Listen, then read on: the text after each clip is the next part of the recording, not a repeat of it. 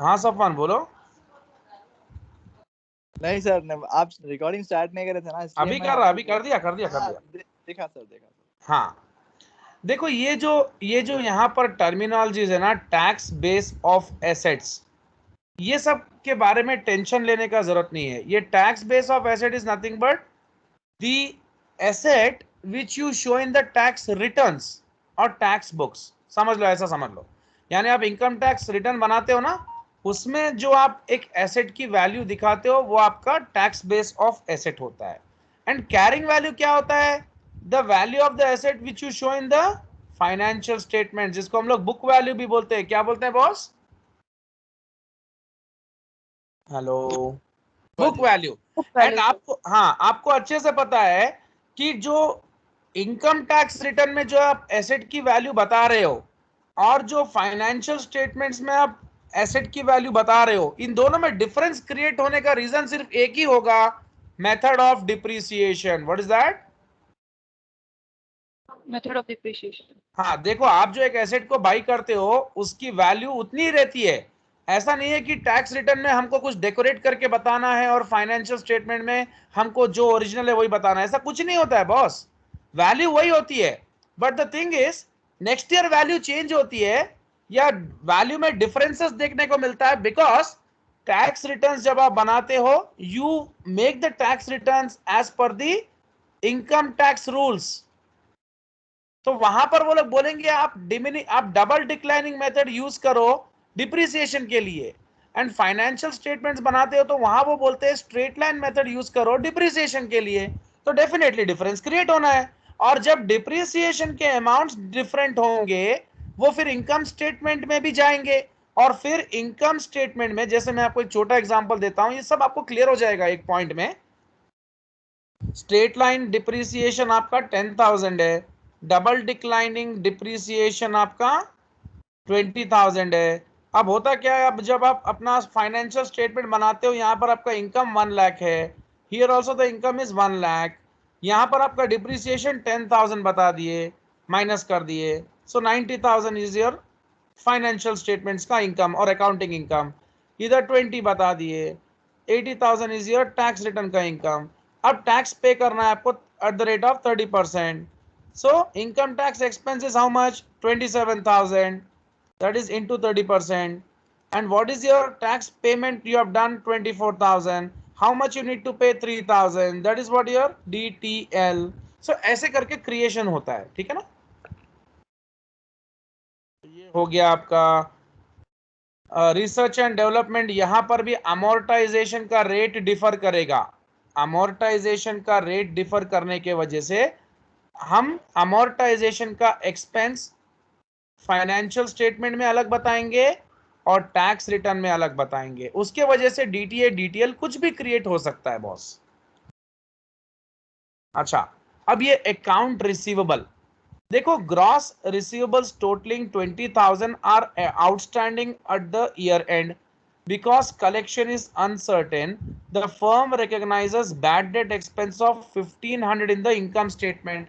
अच्छा, अभी आपको एक चीज तो पहले से पता होगा कि हम जो भी फाइनेंशियल स्टेटमेंट्स बनाते हैं उसमें पहले से ही एस्टिमेट बना के रखते हैं। करेक्ट और wrong? All of you please tell me. Yes yes sir. या एंड अभी इसमें आपको कल के दिन क्वेश्चन आएगा एग्जाम में, दे विल आस्क यू। अभी इसमें आप मुझे बताओ, ये और ये मैंने अभी आपके सामने दो चीजें की, correct? This is my assets value, this is my assets value. Can you tell me what is book value and what is tax base of the asset?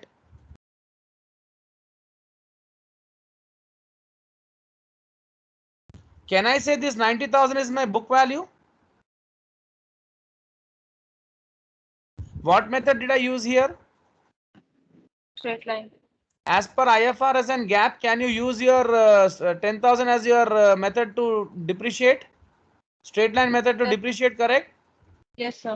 And as per the income tax returns what you are filing, or IRS, Internal Revenue Service, whatever in United States, you can use double declining method for your depreciation purposes in tax returns.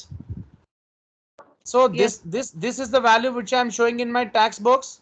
This is my tax base of asset, ऐसे questions पूछेंगे आपको वो। यहां पर हमारा M DTA DTL find करना नहीं है, टैक्स बेस ऑफ एसेट मालूम करना है। ओके, नाउ R&D के बारे में देखते हैं।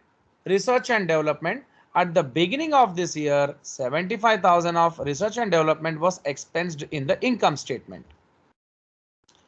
जो भी देखो रिसर्च एंड डेवलपमेंट, ये आपके दो चीजें होते हैं, एक आपका यूएस गैप होता है एंड आपका एक आईएफआरएस होता है। तो रिसर्च एंड डेवलपमेंट आईएफआरएस के हिसाब से जैसे रिसर्च, ये सब वो लोग बहुत ट्रिकी वे में पूछते हैं। ऐसा देंगे तो you need to understand which accounting standard they are meaning. Okay, वो क्या बोल रहे हैं, at the beginning of the year 75,000 of R&D was expensed in income statement, so this treatment is as per विच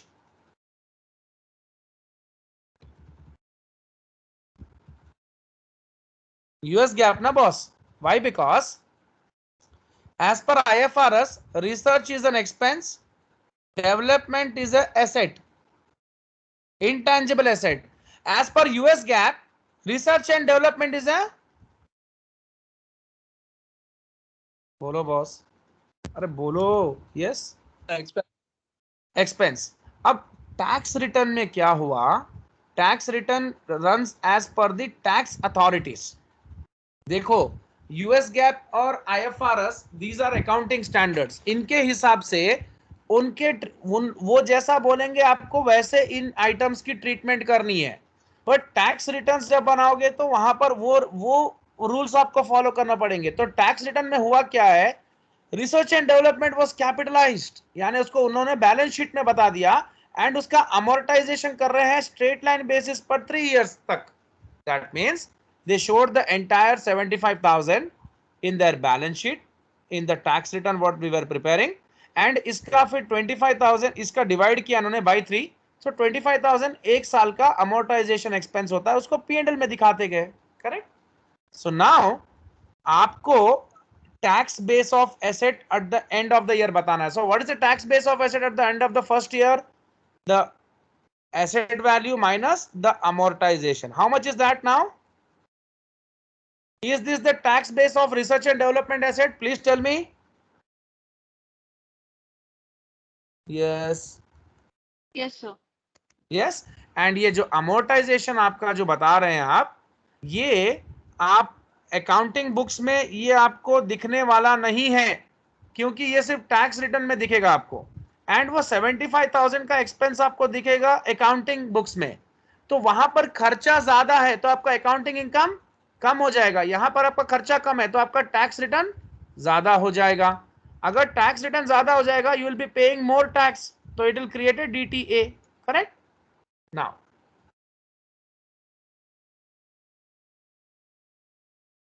ये भी मैंने आपको बैड डेट्स का भी बता दिया है, एंड ये भी हम एक बार इसको फाइनली डिस्कशन कर लेते हैं।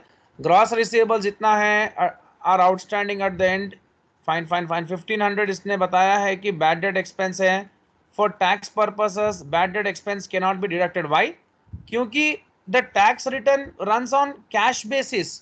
जब तक आपको ये पक्का कंफर्म ना हो जाए कि इतने पैसे आपके नहीं आएंगे, डूब जाएंगे, मतलब जिस दिन आपको सही में लगेगा कैश का नुकसान हो जाएगा तभी आप इसको रिकॉग्नाइज करोगे, वो आपको अगले साल भी हो सकता है। बट अकाउंटिंग स्टेटमेंट्स बनाओगे तो you make a estimate of that. Correct? So your tax base of receivables is how much? How much? Please tell मी।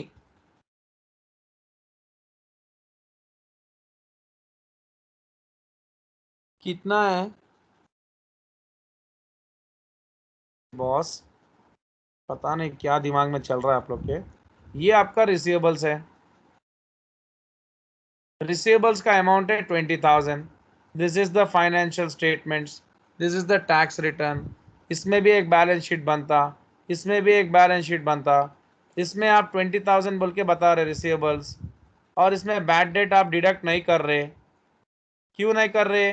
क्योंकि ये कैश बेसिस पे चलता है। यहाँ पर आप रिसीवेबल्स 20,000 बता रहे एंड यहाँ पर आप अपने बैड डेट्स को भी डिडक्ट कर रहे, क्योंकि ये आपका एस्टिमेट निकाल लिया आपने, आपने पहले पता है कि इतना पैसा डूबना है, तो your receivables in the financial statements or book value is this and your tax base is 20,000. Finish हो गया. चलो एक बार ये सब देख लो, देन मैं लायबिलिटी बताता हूँ and you need to do this question given in the book. ये क्वेश्चन तो आप वैसे भी आराम से कर सकते हो एज अ होमवर्क. ठीक है, कर लेंगे, कोई प्रॉब्लम नहीं है. मैक्सिमम सब खत्म हो चुका है, बस वैल्यूएशन अलाउंस का. चलो okay, go through this.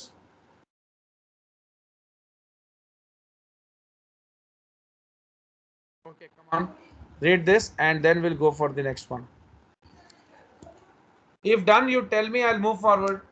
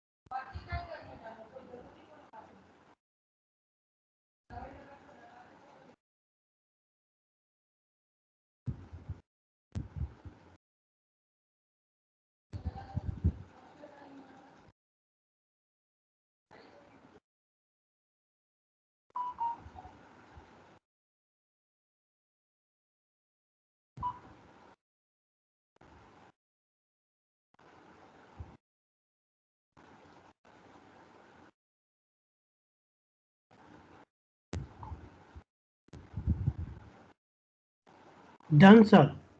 Okay.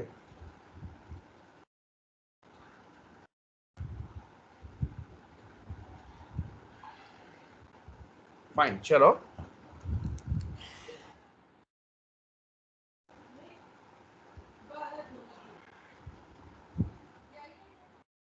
एक सेकेंड ना.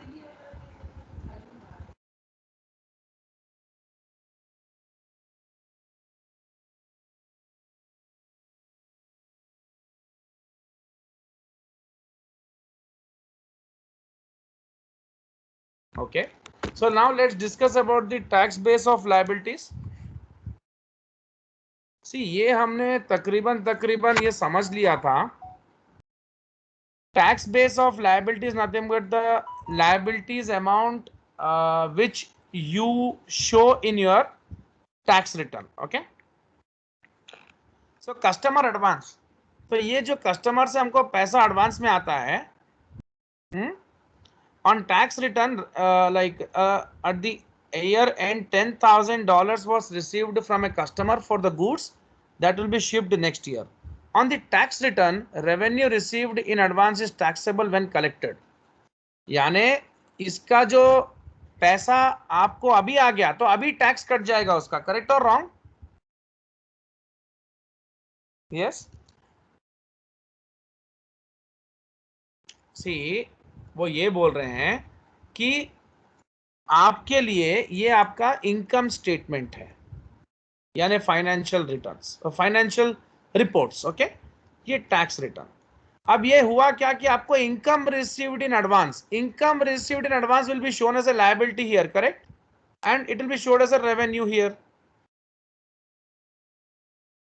Why it will be shown as a revenue here? यहां पर पैसे आ गए बोलते हो रिकॉग्नाइज्ड.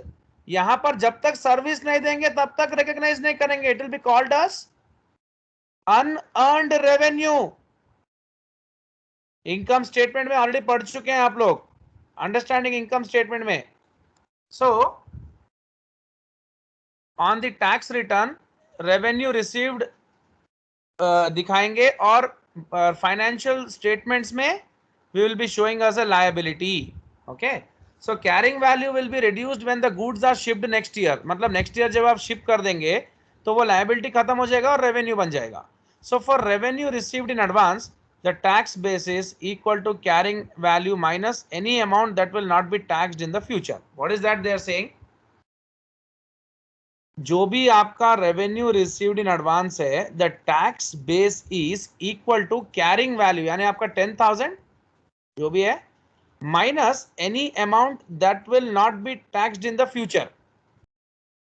यानी अभी जो टैक्स होगा वही, फ्यूचर का नहीं.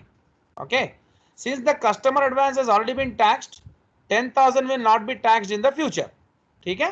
So the customer's advance liability has a tax base of 0. Why 0?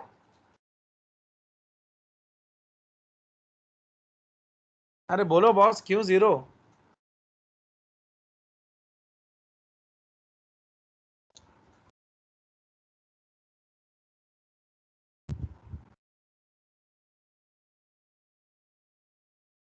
Tell me, any one of you.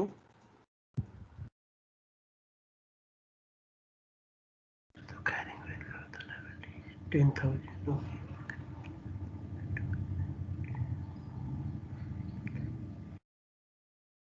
सी, जो भी आपको पैसा आया ना, ये तो आपको रेवेन्यू है ना बॉस? Yes sir. ये आपके लायबिलिटी में दिखाने की जरूरत क्या है? आपके इनकम स्टेटमेंट में आ जाएगा ना रेवेन्यू के तौर पे। Correct sir. हाँ, तो फिर उसका टैक्स बेस तो 0 ही होगा ना बॉस? क्या बोल रहा हूं मैं? उसका टैक्स बेस 0, उसका लायबिलिटी थोड़ी बताएंगे आप। कस्टमर देखो ये देखो, आपने वो जो बाइक का आपको याद है ना, इंस्टॉलमेंट सेल का? भाई बाइक का इंस्टॉलमेंट सेल का क्वेश्चन याद है ना, जिसमें हम लोग एक तो इंस्टॉलमेंट पे बेचते हैं, फाइनेंशियल स्टेटमेंट्स में एक साथ रिकॉग्नाइज करते हैं, और यहां पर हाँ, जब पैसा आएगा तभी करते हैं। वो कब? इंस्टॉलमेंट सेल में। उसका उल्टा क्या है? Income received in advance. Income received in advance मतलब यहां पर बाद में बताएंगे, यहां पर पहले रिकॉग्नाइज कर देंगे। करेक्ट? As Correct. रेवेन्यू। पैसा पूरा आ गया ना बॉस? Yes sir. हाँ, तो पैसा, तो फिर अब क्या होगा? जब पैसा पूरा आ गया, रेवेन्यू बता दी, तो फिर लायबिलिटी कहां से हुआ? ये तो 0 है ना टैक्स बेस। भाई ओके। यहां पर customer advance has already been taxed. ये जो आपका 10,000 है ना, ये आपको पैसा पूरा आ गया ना, इसका टैक्स कट गया ना भैया? हाँ यस सर, इसका टैक्स कट गया तो सर जब फ्यूचर में टैक्स पे करने की जरूरत नहीं है। So the correct sir. Customers advance tax liability, customers advance liability has a tax base of 0 and 10,000 carrying। क्यों आएगा 0? 10,000 तो आपको जो पैसा मिला minus 10,000 revenue not taxed in future, यानी ये जो पैसा है ये आपका रेवेन्यू ही है, माइनस कर दो। तो कुछ तो लायबिलिटी में कुछ भी नहीं है ना यस सर। भाई। आपके कैश अकाउंट में जो 10,000 का पैसा आया, कैश तो आया, उसको आप क्या बता रहे हो इनकम स्टेटमेंट में? रेवेन्यू। तो फिर लायबिलिटी कहाँ है? कुछ भी नहीं है ना, तो फिर 0 ही होगा ना बॉस, खत्म। और फिर हमारे फाइनेंशियल स्टेटमेंट्स में क्या होगा? ये लायबिलिटी के तौर पे दिखाया जाएगा। Correct? Yes sir, income in advance. हाँ, और ये जो 10,000 आपने टैक्स रिटर्न में बताया हुआ है, आपका टैक्स रिटर्न क्या हो जाएगा? इसका इनकम बढ़ जाएगा और आपका फाइनेंशियल स्टेटमेंट कम रहेगा। So accounting income less and tax return में जो टैक्सेबल इनकम है वो ज्यादा। टैक्सेबल इनकम ज्यादा हो तो क्या होगा? सपोज ये आपका 30,000 है और ये आपका 1 लाख है। हाँ, इसके ऊपर 30% आपका 30,000 टैक्स पे करेंगे आप, इसके ऊपर 9,000 बनता है, तो इसी माइनस कितना करेंगे आप? Can I say this is deferred tax asset? Yes, yes. चलो अभी आप मेरे को ये वारंटी लायबिलिटी और नोट पेबल में जाके इसको क्लोज करते हैं, वाइंड करते हैं। चलो एक बार ये रीड कर लो, विल मूव फॉरवर्ड।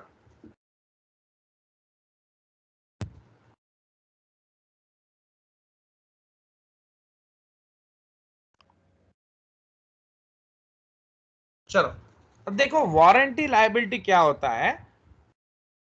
देखो ये भी आप पहले ध्यान से समझो, वारंटी जो है ये भी एस्टिमेट निकाला जाता है इसका भी, कि फ्यूचर में हम जो भी गुड्स बेच रहे हैं उसके ऊपर लोग हमसे कुछ क्लेम कर सकते हैं, ठीक है?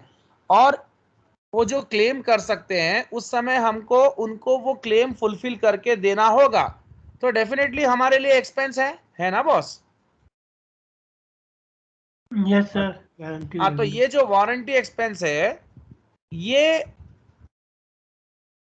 एस्टिमेट है, तो ये किस में बताएंगे आप? फाइनेंशियल स्टेटमेंट्स में बताएंगे, और टैक्स रिटर्न में नहीं बताएंगे ना, यस सर। क्योंकि टैक्स रिटर्न में जब पे किया जाएगा तभी बताया जाएगा। So the carrying value of the warranty liability is 5000। तो भाई हमको इतना तो पैसा फ्यूचर में हमको देना ही है। और आपके क्या बोलते हैं टैक्स रिटर्न में 0, जीरो, क्यों? क्योंकि वो जब अक्कर होगा तभी देते, जमीन से तभी दिखाया जाएगा। सो दी लाइक सो यहां देखो, at year end a firm estimates 5000 of warranty expense will be required on goods already sold। तो ये यहां पर एस्टिमेट बनाने के वजह से फाइनेंशियल स्टेटमेंट में दिखा दिए, टैक्स रिटर्न में नहीं दिखाएंगे, क्योंकि जब वाकई में वो हमको क्लेम करेगा तभी दिखाएंगे। ठीक है, तो अब ये जो एस्टिमेट हमने बना के रखा हुआ है ये हमारे लिए एक लायबिलिटी के जैसा भी है बॉस। तो ये 5000 आपका कैरिंग, ये तो बुक्स फाइनेंशियल स्टेटमेंट में तो दिखाई देंगे आप, लेकिन टैक्स रिटर्न में नहीं बताएंगे, क्योंकि ये जब इसका लायबिलिटी हम 100% तय नहीं कर सकते ना, अभी फ्यूचर में कुछ होगा तभी ये दिया जाएगा। तो इसीलिए उसका टैक्स बेस 0, क्योंकि वो टैक्स बुक्स में आएगा ही नहीं, वो अभी आएगा ही नहीं वो, है ना। तो ये वारंटी एक्सपेंस हमारा नहीं बताने के वजह से और फाइनेंशियल स्टेटमेंट में बताने के वजह से फाइनेंशियल स्टेटमेंट आपका क्या होगा, कम हो जाएगा, करेक्ट। एंड आपका टैक्स रिटर्न में इनकम क्या हो जाएगा, अरे बोलो भैया, ज्यादा हो जाएगा।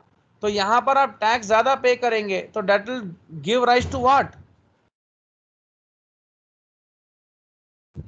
Please all of you tell me क्या हो रहा है, आप लोग आप समझ रहे हैं, सुन रहे हैं, नहीं सुन रहे हैं, फॉलो कर रहे हैं, नहीं कर रहे हैं? Hello hello hello, are you people hello?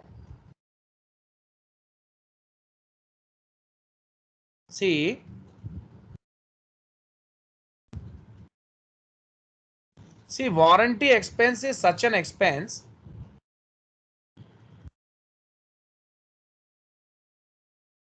अच्छा, but are you following ना? Please tell me. हाँ बस बस, और सफवान कहाँ है? सफवान सो गए क्या भाई? सफवान नहीं सर, ऑन क्या? सफवान तुम कुछ पूछ रहे नहीं, मेरे को समझ में भी नहीं आ रहा। ऐसा नहीं पूछे तो मेरे को समझ में नहीं आ रहा सफवान, कुछ भी तुम नहीं बोले तो समझ में नहीं आ रहा मेरे को। अच्छा सर ये 5000 का खर्चा जो है ना, ये फाइनेंशियल स्टेटमेंट्स में पहले एस्टिमेट हो जाता है और टैक्स रिटर्न में दिखाने की जरूरत नहीं है, सीधी सीधी बात है। तो इससे क्या होगा, हमारा अकाउंटिंग इनकम कम हो जाएगा ना, 5000 का खर्चा बताएंगे तो। और यहाँ पर हमारा टैक्स बेस 0 है वारंटी लायबिलिटी का, क्योंकि इसको दिखाते ही नहीं है, और आपका टैक्स रिटर्न में आपका इनकम ज्यादा हो जाता है।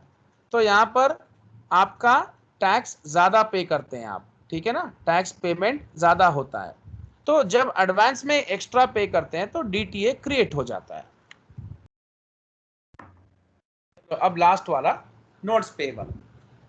The firm has an outstanding promissory note with principal balance of 30,000. Interest outstanding है आपका। इंटरेस्ट आउटस्टैंडिंग मतलब फ्यूचर में पे करेंगे, करेक्ट?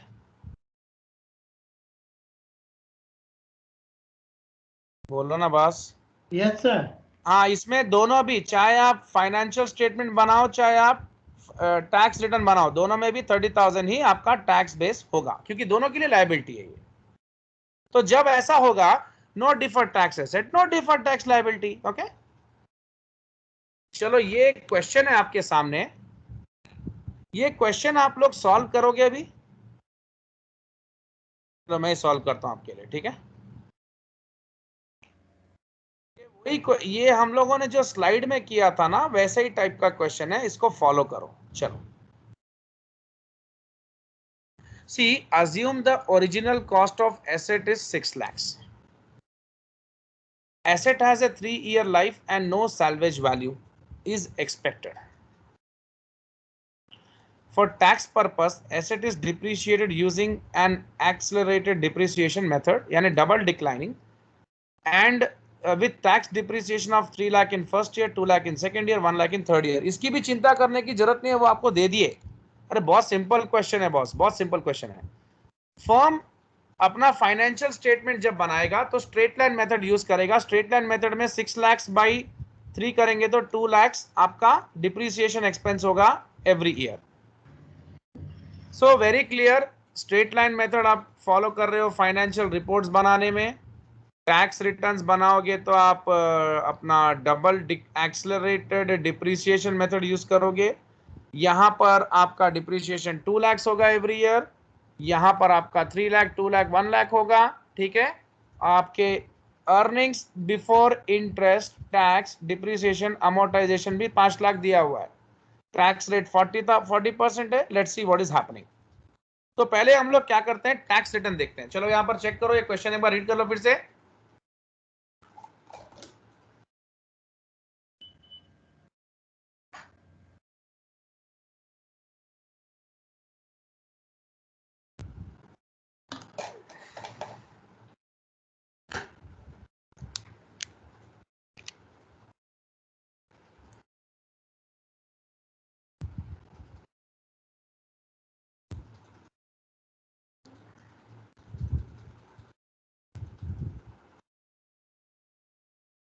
ओके, सो इसमें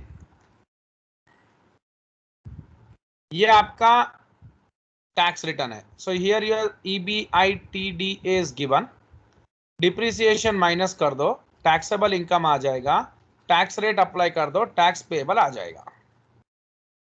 ये आपका इनकम स्टेटमेंट है। You have taken your incomes. आपका डिप्रिसिएशन स्ट्रेट लाइन है, pre tax income, tax rate, income tax expense. So your income tax expense is 1,20,000, correct, and your tax payable is 80,000। मैं year 1 की बात कर रहा हूं। तो यहां पर सफान आपको डिफर्ड टैक्स एसेट क्रिएट हो रहा है कि लायबिलिटी हो रहा है बॉस? सर यहाँ पे डिफर्ड टैक्स लायबिलिटी क्लियर हो रहा। हाँ, कितने का क्रिएट हो रहा है? 80, 90, 100, 40,000। 40,000, करेक्ट। तो ये आपका करेक्ट हो गया, आपका DTL हो गया इतना, और ये बैलेंस शीट में चले जाएगा। नेक्स्ट आपका income tax expense is 1,20,000 and your tax payable is 1,20,000। तो यहां पर no DTA, no DTL। Third case में आपका इनकम टैक्स एक्सपेंस 1,20,000, आपका टैक्स पेबल 1,60,000, आपका लाइक माइनस 40,000 आपका DTA। ठीक है, और ये तीनों भी आप चेक कर सकते हो, यहाँ 3 पॉइंट्स। सो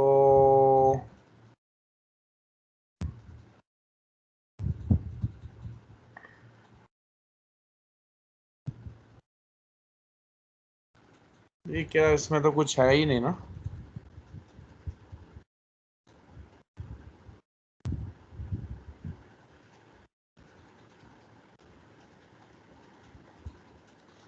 ठीक, यहाँ पर आपका सेकेंड ईयर में तो कुछ है ही नहीं।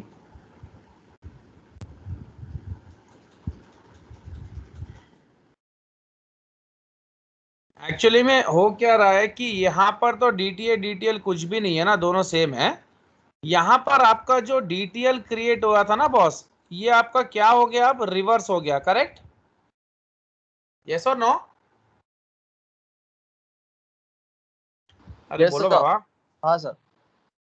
दैट्स इट, क्योंकि 40,000 पॉजिटिव था, यस सर। नेगेटिव हो गया।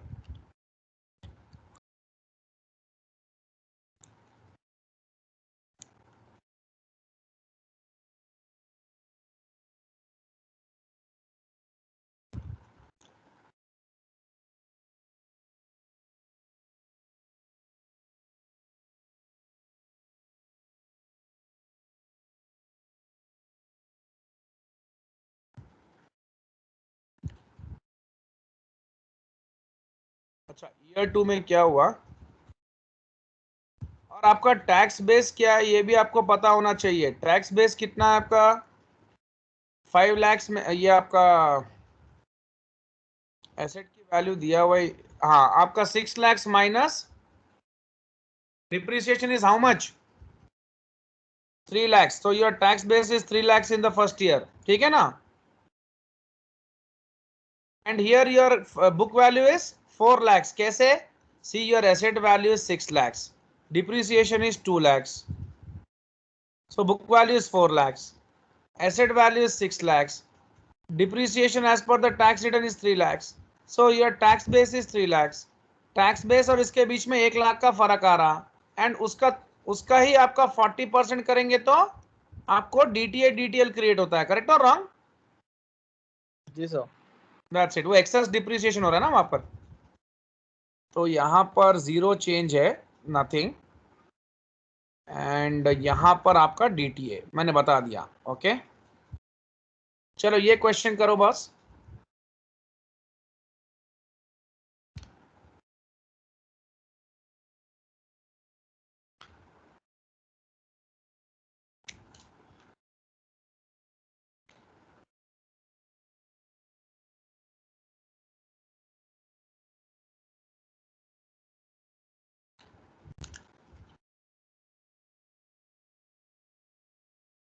एक्चुअली में आपका जो फॉर्मूला होता है फर्स्ट ईयर में, आपका फॉर्मूला ये होता है income tax expense is equal to tax payable plus change in DTL minus change in DTA. समझ में आ रहा है आपको? ये आपका फॉर्मूला है, चेक करो. Delta is nothing but change.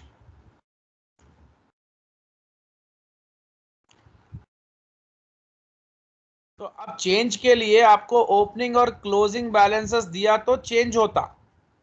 अब हमारे क्वेश्चन में फर्स्ट ईयर निकल गया, तो फर्स्ट ईयर में आपका क्या हो रहा, क्या फॉर्म हुआ फर्स्ट ईयर में? आपको डीटीएल फॉर्म हुआ. करेक्ट और रॉन्ग? बोलो बॉस. हाँ सर. हाँ, तो सेकेंड ईयर में कुछ चेंज है क्या आपका डीटीएल का? नहीं है सर, सेकंड ईयर में कुछ भी नहीं है. और थर्ड ईयर में आपका डीटीएल पहले कितना था? 40,000 था. यस है ना? प्लस है. हाँ, तो अब इसमें क्या होता है देखो, आपका इनकम टैक्स, अगर मैं इनकम टैक्स एक्सपेंस देखूं तो आपका लाइक 1 लाख, ये टैक्स पेबल 1,60,000 होता है, इनकम टैक्स आपका 1,20,000 होता है. करेक्ट? ये एक्सपेंस है इज इक्वल टू डी, आपका टैक्स पेबल 1,60,000 होता है. उसके बाद प्लस चेंज. चेंज क्या है आपका?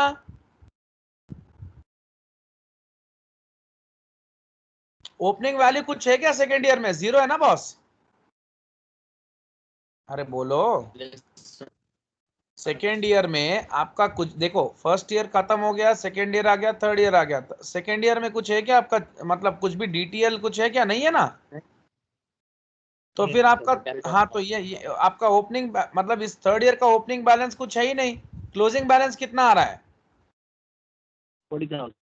हाँ, तो माइनस, तो फिर 0 माइनस 40,000 माइनस 40,000 होगा. करेक्ट? तो चेंज यही है, 1,20,000. Yes, sir. Income tax expense on the income, but 1,60,000 is taxes payable. So deferred tax liability recognized in the year 1 has reversed as a result of lower depreciation expense. वो तो reverse हो गया, तो ठीक है. In year 3 income tax expenses 1,20,000. Income tax expense 1,20,000 है ना? Yes. So ये 1,20,000 आपका कैसे आया? 1,20,000 1,60,000 आपका टैक्सेस पेएबल, ठीक है, प्लस आपका change in DTL. Change in DTL मतलब 0 और माइनस 40,000. करेक्ट और रॉन्ग? अरे बोलो भैया, ये दोनों मैच हो रहा ना. इक्वेशन मैच करने के लिए आपको -40 करना पड़ेगा कि नहीं करना पड़ेगा? करना पड़ेगा सर. दैट्स इट, कर दिए, हो गया. और डीटीए कुछ भी नहीं है तो क्यों करेंगे चेंज? कुछ भी नहीं करेंगे, यहाँ डीटीएल चेंज कर दिए, हो गया. 160 माइनस 40 इज 120. तो इसीलिए वो फॉर्मूले के हिसाब से चेंज कुछ भी नहीं है, मतलब 0 है बोल के मैं आपको नहीं बोल रहा हूं. ये 0 चेंज है ना, इसीलिए मैं उसको नहीं कंसिडर कर रहा हूं, मैं डायरेक्टली कर दे रहा हूं. आप लोग चेंजेस को भी कंसिडर करना, ऐसे नहीं छोड़ना। चेंजेस को कंसिडर नहीं करोगे तो फिर रॉन्ग जाएगा। Okay, if they have given you opening balance of deferred tax asset और liability, you need to consider that change also, मतलब दोनों का डिफरेंस भी देखना होगा आपको। You will know how much is getting reversed. Okay, चलो ये क्वेश्चन करो।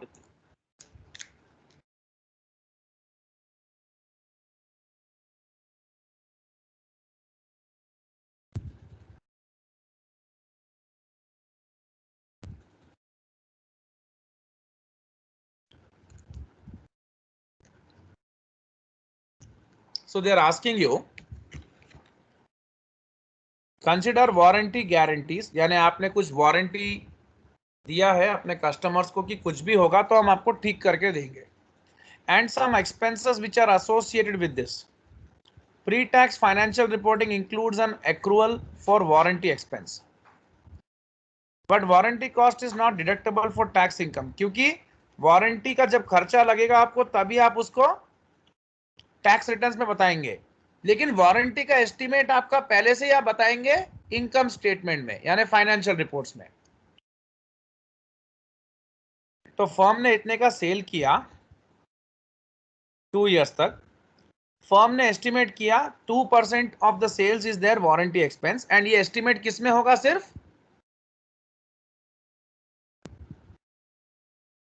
Financial statements. एक्चुअल एक्सपेंडिचर इतना, देखो please try to understand, estimate करना is different than actual. Estimate करना मतलब फर्म ने पहले ही अपना एक रिजर्व बना लिया कि इतने का खर्चा होगा। Actual expenditure can differ from the estimate. Okay, so actual expenditure of this much to meet all warranty claims was not made until the second year. Tax rate.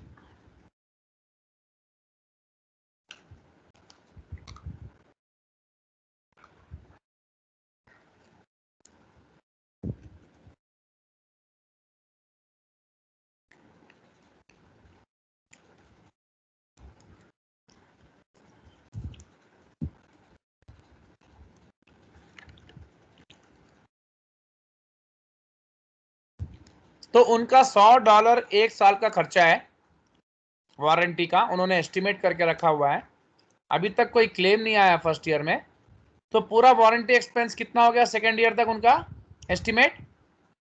100। हाँ, और ये अभी तक कोई क्लेम आया है क्या अंटिल सेकेंड ईयर तक? No sir.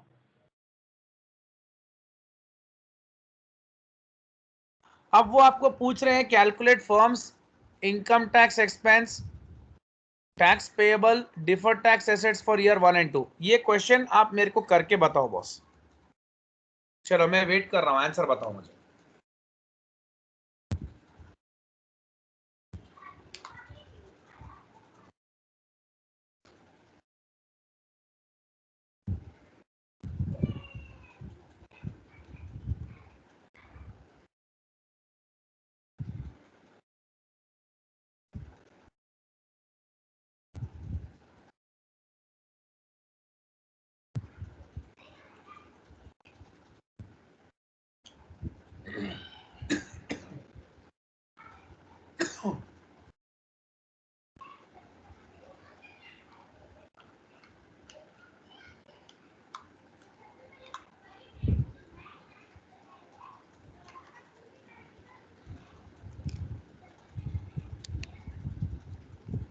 सर दोनों को कंपेयर करना है सर, वो हाँ दोनों को कंपेयर करना है। हाँ, आपको फाइंड करना है ना।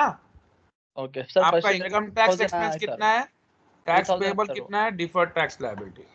मतलब आप क्या करो, एक फाइनेंशियल स्टेटमेंट बनाओ, एक टैक्स रिटर्न बनाओ। फाइनेंशियल स्टेटमेंट में जो आपका एक्सपेंस आएगा इनकम टैक्स एक्सपेंस, इसमें जो आएगा टैक्स पेएबल, डिफरेंस जो क्रिएट होगा डीटीए। Okay sir. 40 आ रहा है सर 40 क्या आ रहा? डीटीए। ओके, तो बहुत इजी है, आपको रेवेन्यू ले लो, रेवेन्यू में से आप अपना एक्सपेंस निकालो, ये आपका टैक्स रिपोर्टिंग है बॉस। टैक्स रिपोर्टिंग में क्या होता है, टैक्स रिपोर्टिंग में आपका वारंटी एक्सपेंस कितना है? ये आपका एस्टिमेट है, करेक्ट और रॉन्ग? भैया ये आपका नहीं सर, वो $100 क्या है बोलो बॉस? मिला के। एस्टिमेट है ना? हाँ एस्टिमेट है ना यस सर। आप फाइनेंशियल रिपोर्ट्स में बता सकते हो, लेकिन टैक्स रिटर्न में एस्टिमेट्स नहीं बताए जाते। जब सही में इंकर होता है तभी बताया जाता है। 2 साल तक क्लेम नहीं आया, लेकिन 2 साल के बाद क्लेम हो सकता है। रॉन्ग? Yes sir. तो इसीलिए फर्स्ट ईयर हमने कुछ बताया नहीं, सेकेंड ईयर में हमने बता दिया। और ये हमको कौन से ईयर के लिए रहा है? फर्स्ट ईयर सेकेंड ईयर के लिए पूछ रहा है। तो फर्स्ट ईयर में हमारा no warranty expense, second year में पूरा बता दिए, टैक्सेबल इनकम आ गया। एंड आपका टैक्स रेट कितना है बॉस? 40% है। इसमें से आपने 40% डिडक्ट किया। ये आपका लाइक नेट इनकम का, ये आपका टैक्स पेएबल है। 5000 का कितना करना है आपको? 40%। तो ये आ गया। इसका भी 40% निकाला, इतना आ गया। अब आपका जो नेट इनकम है, ये नेट इनकम कैसे आएगा आपको? आपका टैक्स निकालने के बाद। तो इसको छोड़ दो, हमको तो सिर्फ किससे मतलब है boss? Tax payable. Tax payable, ठीक है। आपका टैक्स पेएबल इतना है। अब आप, ये आपका फर्स्ट ईयर, और आपका इनकम टैक्स एक्सपेंस कितना है वो चेक करो। ये आपने वारंटी एक्सपेंस दिखा दिया फर्स्ट ईयर में भी, सेकेंड ईयर में भी, क्योंकि यहाँ पर एस्टिमेट बना रहे हैं तो दिखाना होगा। इनकम टैक्स एक्सपेंस इतना है आपका। Income tax expense 1960 is equal to tax payable. तो आपने ज्यादा पे किया तो आपका डिफर्ड टैक्स एसेट कितना क्रिएट हो रहा है? 40, ठीक है। चलिए, एंड सेकेंड ईयर में क्या हो रहा है बॉस? सेकेंड ईयर में आपका जो टैक्स पेएबल है 1920। इनकम टैक्स एक्सपेंस आपका कितना है भैया? 1960। व्हाट इज योर लाइक यहाँ पर income tax expense, tax payable, यहाँ पर क्या क्रिएट हो रहा है? डीटीएल हो रहा है कि नहीं हो रहा है? अरे बोलो बॉस। ये डीटीएल हो रहा है ना, डीटीएल यानी ये रिवर्स हो गया ना आपका डीटीए। यस और no? Yes sir. That's it. देखो, जब आपने टैक्स ज्यादा पे कर दिया और आपका खर्चा कम है तो आपने एडवांस में पे कर दिया, आपको रिफंड मिलेगा। जब आपने कम पे किया, आपका खर्चा ज्यादा बता रहे हैं, तो आपको डीटीएल क्रिएट होगा। तो जो 40 का पहले आपका ज्यादा हुआ वो अभी रिवर्स हो गया इस साल में, ठीक है ना? ये हो गया आपका decrease in DTA. Decrease in DTA मतलब इट इज डीटीएल, यानी आपका जो पहले क्रिएट हुआ था अब वो रिवर्स हो गया, ठीक है ना? That's it, finished. Just see this, will move forward. मतलब आपको क्या करना होगा? सेकेंड ईयर में 1960 is your income tax expense, 1920 is tax payable, change in DTA. Change in DTA मतलब -40, और अब की बार रिवर्स हो जाएगा। ये पूरा ये रिवर्स हो गया, मतलब इसलिए हम लोग चेंज बता रहे हैं। नहीं तो आप ऐसा करो, कंफ्यूज मत हो। यही ठीक है आपको, मैंने जो समझाया ना ये ठीक है आपको। ये रिवर्स हो गया सीधा सीधा।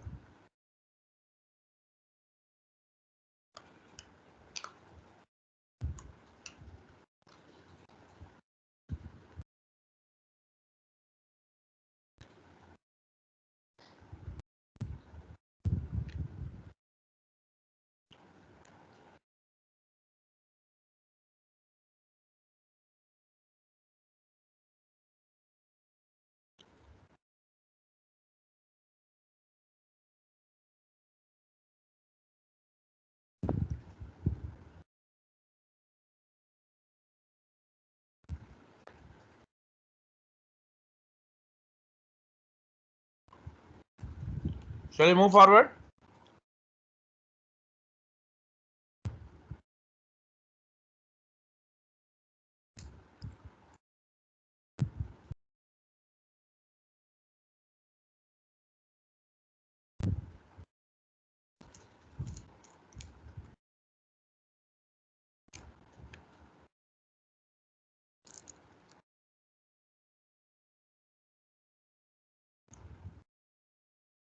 चलो ये क्वेश्चन करते हैं। Accounting effects of the change in firms tax rate, यानी अगर आपका टैक्स रेट पहले कुछ और था और अभी अगर वो चेंज हो रहा है तो क्या फर्क पड़ जाएगा। Okay, so see, a firm owns equipment with a carrying value of this much and tax base is this much, यानी आपका जो बुक वैल्यू ये है, आपका टैक्स बेस ये है, टैक्स रेट आपका 40% है। इन दिस केस अब दोनों का डिफरेंस कितना हो रहा है आपको, 40,000। 40,000 इंटू 40% इज 16,000। ये आपका, सिंस आप यहां पर बुक वैल्यू ज्यादा बता रहे हो, यहां पर टैक्स बेस कम है, तो डिप्रिसिएशन का वैल्यू भी यहां पर कम रहेगा या ज्यादा रहेगा। तो आपका अकाउंटिंग इनकम ज्यादा है एंड टैक्स रिटर्न कम है, टैक्सेबल इनकम कम है। तो टैक्सेबल इनकम कम होने की वजह से you will pay less taxes, DTL create होगा, करेक्ट, 16,000।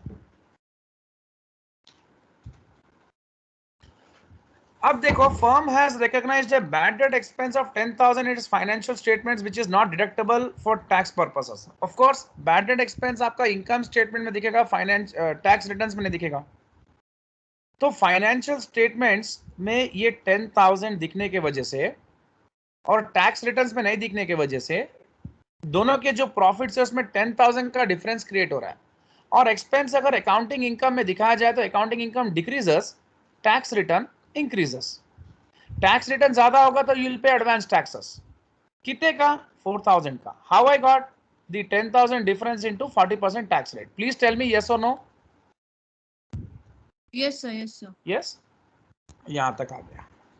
तो आपका DTL आपका 16,000 था एंड आपका DTA आपका 4,000 था, यानी नेट रिवर्सल आपका करेंगे तो 12 तक कुछ आएगा। अब आपको बोलता है कि टैक्स रेट 40% भूल जाओ भाई, 30% ले लो। तो आप करके देखो क्या फर्क पड़ रहा है। आप देखो,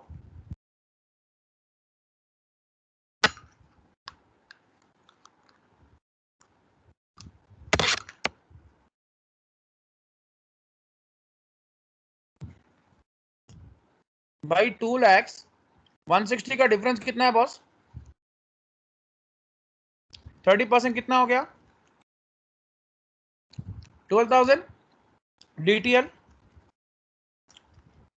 करेक्ट। तो आपका DTL कितने से कम हो गया, 4,000 से। अच्छा, तो ये आपको क्या करना होगा, दस due to lower tax rate the change in DTL is this, तो 16,000 माइनस 12,000 ये आ गया आपका, ये रिपोर्टेड था, ये एडजस्टेड हो गया। अब दूसरा पॉइंट क्या है, दूसरे में क्या होगा, आपका DTA 10,000 का डिफरेंस बैठा था भैया, करेक्ट, उसका 4,000 आया था, अब 3,000 आ जाएगा आपको, और दोनों का डिफरेंस 1,000। तो 4,000 रिपोर्टेड था, एडजस्टेड इतना था, 1,000 का डिफरेंस आ गया। अब using the income tax equation we can see that income tax expenses decreases by 3,000। क्यों क्यों भाई, यहां पर डिफरेंस कितना बैठा आपका, 4,000 का डिफरेंस आया ना आपको, माइनस 4,000। यहां पर कितना आया बॉस, प्लस 1,000। तो नेट डिफरेंस कितना है, बोलो भाई, हेलो। देखो यहां पर आपका DTL माइनस 4,000 से कम हुआ और DTA आपका 1,000 से इंक्रीज हुआ। तो DTA अगर आपका 1,000 से इंक्रीज हुआ और वो 4,000 से कम हुआ तो दोनों का नेट डिफरेंस 3,000 का बना ना भैया। Yes, sir. दैट्स इट, और क्या, वही है ना। चेक कर लो इसको, any doubts ask me. Safwan कोई डाउट है प्लीज पूछो। हाँ सर। देखो DTL पहले 16 था ना, 12 हुआ तो आपका 4,000 से DTL कम हो गया, एंड DTA पहले आपका 4 था, अब 3 हो गया, तो 1,000 से कम हो गया। 4,000 का नेट डिफरेंस एक 3,000 हो रेट गया, पास। खत्म।